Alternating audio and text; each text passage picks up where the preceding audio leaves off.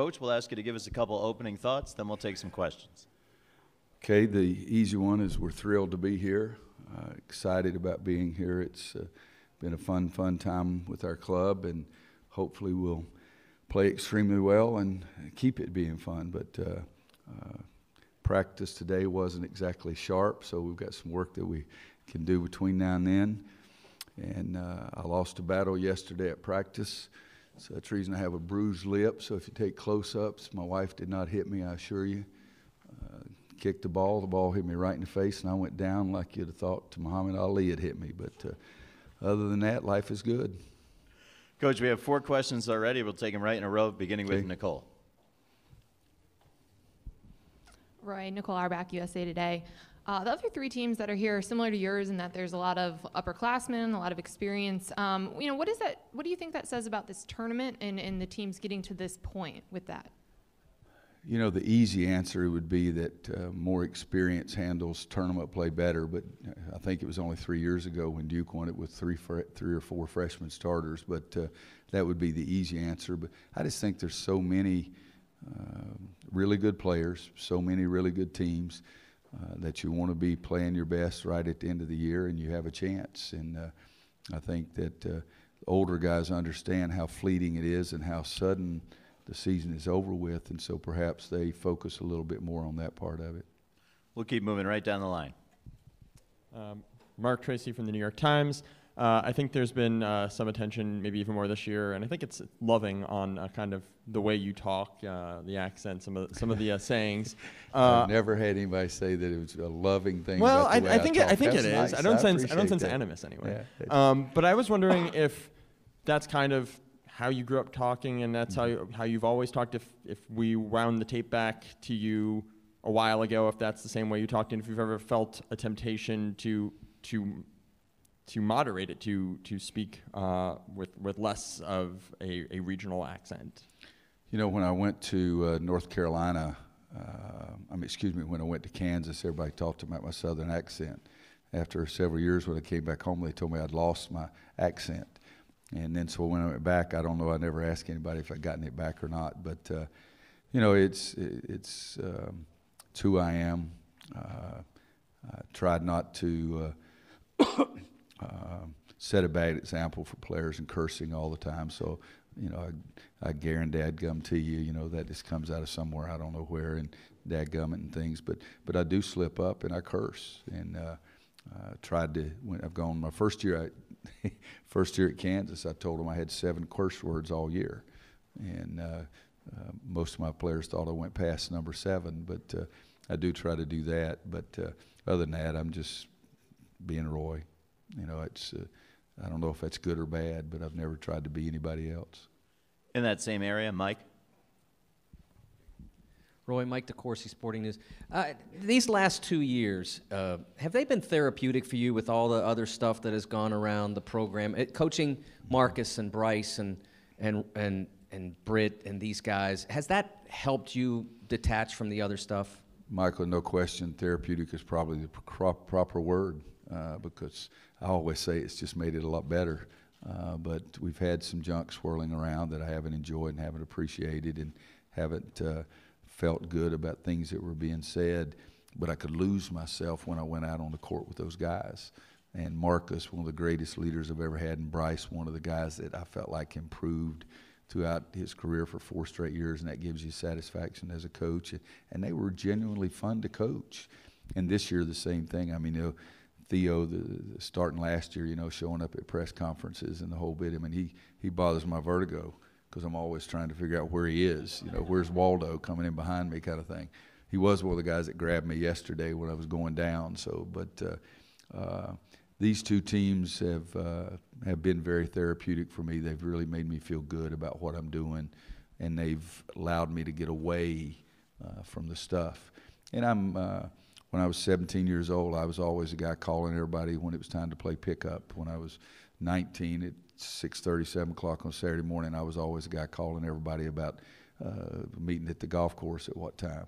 I'm the guy that sets up all the golf trips right now, so it's always been me to try to get groups of people to do things and have fun with it. And these last 2 teams have really been a lot of fun. To the right, Pat, then Dana. Pat 40 from Yahoo Sports. Roy, in what ways is your team better since Theo Pinson came back from being injured? Pat, the easiest way is he's really a playmaker. He really is. He gets more credit for being a defensive player than he really is, but he doesn't get nearly as much credit maybe for being a playmaker that he is. Every now and then he doesn't see the defense like a quarterback that has a high turnover ratio with interceptions, but he sees things happening quicker, is able to make a decision quicker, and able to make the play quicker than probably anybody on our team. And to me, that is a playmaker. And he's talking about as he was dribbling down the court against Kentucky the other night, what things were going through his mind. I don't have any doubts about that at all. I think he was trying to say, okay, am I going to drive it all the way? Well, how are they playing this? Well, they're going to make it difficult. There's Luke. I do think that his mind works like that. I wish it worked like that, and he was as good defensively as his reputation is, because I really wanted to buy into that even more. But that's the biggest thing, is the playmaker part of it. On the aisle, Dana. Dana O'Neill with ESPN. Roy, today the governor signed the repeal bill of HB2, and I'm just wondering, you've been outspoken against it. Is it a step in the right direction, and how important is it as a citizen of North Carolina, let alone as a head coach? I haven't seen anything. I don't know if it's completely done, if they've changed a few things. So I don't have a lot of information. But I've tried to say that, it's not just about athletics. It was about more than just the holding and hosting athletic events. And to me, I always said, too, I was very sad, because I love the state of North Carolina. I think the people of North Carolina and the people that come live there are very proud. And so that was my biggest stance on it. But I haven't seen anything yet as to what actually has been done. Right up in the front. JB Rick. It's okay. What number is that? 4. Number 4? JB Ricks, Spectrum News. How you doing, Coach? Good job. You said coming into this week that you wanted this team to enjoy this experience more and have more fun compared to last year. Have you seen that so far, and how do you feel it will translate come Saturday night? I think they are having fun. I don't know that I said I wanted them to have more fun, unless you were talking about the final outcome perhaps might give them more fun. But I think they are having fun. The hotel's nice. They have their little room. Once they saw that I was going to make it yesterday, they all had a big laugh. And last night at the meeting, they all mimicked the way I was walking, talking, acting. So they had a lot of fun at my expense last night. But I think they are having fun. And today at practice, we weren't very focused. And so I'm going to ask them tonight, isn't it going to be more fun if you're successful? So let's try to be more focused than we were today. Center of the room. Hey, Coach. Okay. Kira Luck of Carolina Blue. First thing, I did an experiment today. My feet didn't swell on the plane. Earlier, you said that feet swell on the plane. I was like, feet really swell on the plane? They didn't. That was kind of interesting. Yours didn't, but most people really do. And Joel's did. Really? Yeah. Interesting. Okay. Well, I'm doing superlatives for the team, and one of the questions I asked them was, who's the coach's pet? And a lot of them said Kenny is the one that does stuff before you say anything, and they said that Joel was a son, that he's just, you two are super close. Mm-hmm. How do you feel about those two answers? Well, Kenny and I are related. We're named Williams, so there's bound to be some relationship somewhere. And he's very bright, does think defensively, and I think a lot of times he is able to answer things and know what I'm going towards, because he's so good and thinks on the defensive end of the floor. And I love Joel's competitiveness. I love that. It's times you have to temper it. I mean, he was mad because I wouldn't let him do anything at practice today in full court. And I went over and said, "Oh, you're mad, huh? Well, that's good." But he did nothing full court today, and I'm hopeful that we'll get something out of it tomorrow. But the players, they generally, from every team, they pick the favorite. It's all the way back to 05. They called Jackie Manuel my son, and I said, that's because he's the best defensive player, that kind of thing. But I've been very fortunate to coach some kids that I do really, really enjoy and love. In the back on the left side, this will be mic number 3. Roy Carrieggers, Portland Tribune. Dana says that he thinks the board battle will be a key factor, maybe the key factor. Do you agree with that? And what are the things about the Ducks that concern you the most?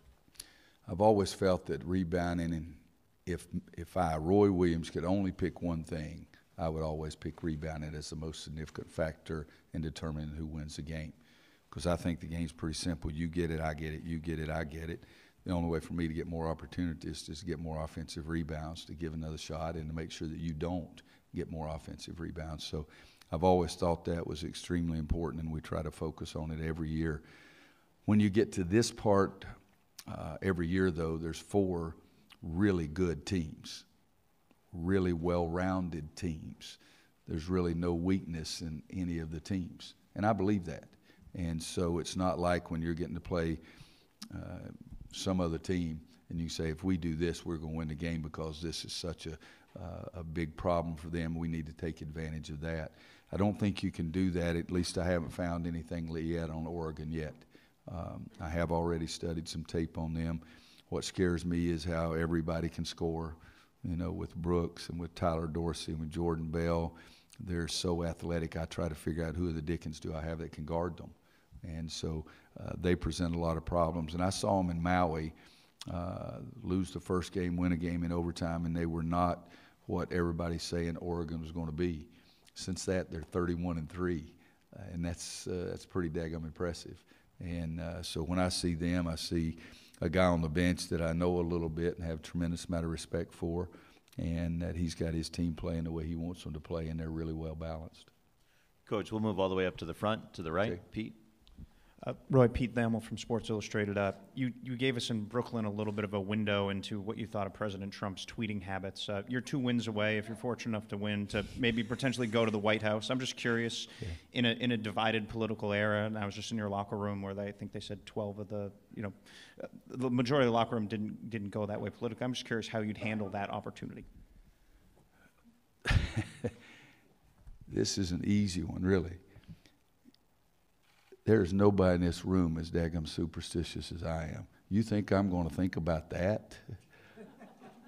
I mean, I'm not even Catholic, and I cross myself and everything before every daggum putt I ever take.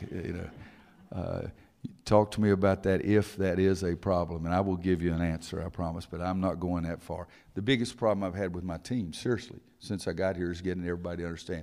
Don't give me any junk about, we're going to read, what is it? What's their website or whatever it is, redemption? What is it? Whatever it is, redemption. See, group chat. That's what we're doing right now, as far as I'm concerned. We're having a group chat. I don't know anything. I don't know anything about all that other junk. But I'm seriously, my focus makes sure they understand we're here to play Oregon. And if we play well against Oregon, perhaps somebody may let us stay around and play another one. But no, there's nobody in the world that can make me think of anything like that. But after the game, if we're still standing here, you can ask me and I'll give you an honest answer. Second row on the right side. I try to make sure I never jinx my daggum self. Roy, hi, Steve Karp from the Review Journal in Las Vegas. Speaking of redemption, I asked a few of your players if it's been a motivating factor for them. Some said yes, some said no.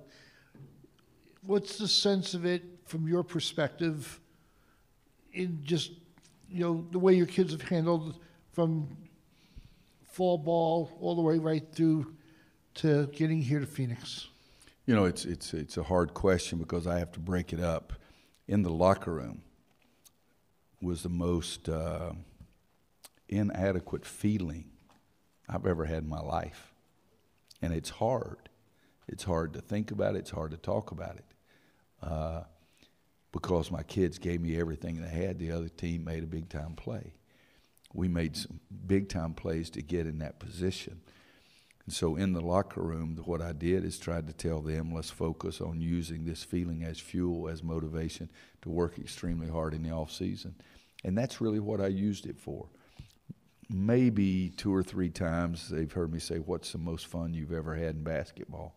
And every one of them says last year the run to the Monday night. And I said, well, remember that. But it hasn't been, I haven't got it up in the wall in the locker room, and I haven't, gone through anything, padded it as I go out or anything like that. And I think the answer they gave you, some kids it meant more to, and some kids it meant less to. But it was used as motivation to try to work hard to be the best player they could be is the way I tried to use it. Let's go back to Nicole. Roy, you sort of touched on this a little bit with Joel's status, but where does it stand a couple days out from the game? Just like I said, he did nothing full court today, and if we go back and he feels good tonight, we might let him do some full court tomorrow, but I can't let him play on Saturday if he can't do something full court, because we do play full court. You know, if he can't do anything up and down, then I can't let him play. But he wanted to do more today, and between Doug and myself, we in fact, he didn't do he did fast break drills number 1 and 3, so that's 3 minutes. He did defensive group work, so that's 7 minutes. He did under OB defensive group work, that's 4 minutes, so that's 11. So it's you're talking about 14 minutes, and he substituted out some of that. So he didn't break a real sweat, you know, that kind of thing. But we hope to get more out of him tomorrow. In that same area, Mark? Yeah, Coach, you've said both today and before that your position on the last law in North Carolina wasn't just about hosting events, it was the law itself. So to get right to the substance of it, you know, the probably central plank is of that law, which it's not clear exactly what will happen now, but is that transgender people, you know, in North Carolina at least couldn't use bathrooms other than of their birth gender, basically, in public facilities. And I guess I'm wondering why you're opposed to that, why you think that's a wrong law. You guys know what the single wing is in football? Seriously, because everybody don't. You're shaking your head yes, and you damn sure don't, okay? Why should I again talk about some new law that I don't even know what the law says? And I trust you, but not enough, because I'm up here, and if I say, oh, that's stupid, or oh, that's great, y'all are going to write it. So you're asking me to form an opinion just on what you said. And no, I've already said, and I'm not trying to be argumentative, but guys, I'm a college basketball coach that am entitled to have my beliefs. If you ask me about zone or man-to-man, I would love to talk to you about it. Even if you ask me about calling timeouts, I would love to talk to you about that. But I don't even know what the new law means. I've already made my statements about the old law, and so I really think that's enough, to be honest with you. And this is America. I don't tweet, but I do give my opinion. Let's go back to the center of the room. There's a twit. Or is that what I am, a twit? There's somewhere in there. Yes. Hey, Coach, I was talking to Stillman today, and we were talking about his journey into his senior year, and we spoke about his mission trip and you holding his spot for him. And the one thing that he said was that it wasn't so much a testament of the type of player he was, but the type of coach you were to do that for him. So I guess kind of expand on that and your thoughts during that time on saving that spot for him and what he means to this team. You know, it was an easy deal to save the spot for him because I would want that done for me. And basically, I'm corny. I want people to treat me like I try to treat people and want to have those things done. I'm really sad in one thing, because when he came back, he was hurt. And I think he might have even broken his ankle while he was gone. I know he had a couple of surgeries, and so when he came back the first year and a half, he was really beat up. But this year, he's really done some good things for us in practice area. He wore them out today. You know, he and Luke, sometimes Coach Smith always used to say, "You guy on a blue jersey has no stress, has no pressure." But today, Stillman took it to the basket. He made shots, and it's been a thrill for me to see him transform, to be healthy, and to be able to be somebody that I have a lot of confidence in too. I would not be afraid to put Stillman in almost any situation, but he's matured. Oh my gosh, he was a 7-year-old when I coached him first time. I mean, and now he's almost an old man, you know, but he's been around 6 years, so you should see that. But no, he's a thrill and a fun guy to coach too. In the third row on the left side. Hey, Coach, Gavin Shaw, Blazer Radio. How do you approach if Oregon goes 4 out, potentially having to put a big guy on Dylan Brooks? Well, a big guy's going to possibly be on Dylan Brooks to start with, because we're going to start 2 big guys. But that's who we are, and we're going to do that. And if it doesn't work, we'll try to make some changes. But you know, I always say that, you know, if it's hard for our big guy to get out on the court and play them, I hope it's hard for that perimeter player to have a difficult time guarding our guy inside. You know, in our league, we have Jason Tatum. I mean, Notre Dame, Bonzi. I mean, we have a lot of mismatches that are difficult for us to get out on the court. And yet we hope to make it difficult for them to guard the guy inside too. So that's the game of basketball. And we're going to start out. I may surprise everybody. I may put Joel on him. I may put Stillman on him if Joel doesn't play. So we just have, the good thing is we have some more time to look at some more tape, see. The other night I didn't put Joel on De'Aaron Fox to start with because Joel's ankle was bothering him to start the game. I didn't think we needed to call a special session of Congress to decide if that was a good thing. It's just at that time it felt like a good thing. And put Justin on Malik, and Justin played his tail off, and Theo tried to stay in front of De'Aaron. So there's still today 48 hours before we have to make those decisions. But it's going to happen. But if that's the case, then the big guy better do something inside too. In the third row on the left side. Mandy Mitchell, WRAL in Raleigh. Coach, you talked about your superstition. The Shea Rush hats, is that more superstition now or style for you? I'm not a good-looking guy in a lot of different ways, but I don't think I'm a hat guy for sure. But some way, somehow, I took it to Greenville because I knew we were going to take a team picture, and we won. And some way, somehow, it showed up in Memphis, and we won. And so, yes, it's with me here. I think it just walks in and gets on the bus, and we go on. Yeah, I've tried to get less superstitious, but I think I've gotten more. That's all the time we have with Coach Williams today. Coach, we'll see you tomorrow Thank afternoon. You guys Thank very you very much. much.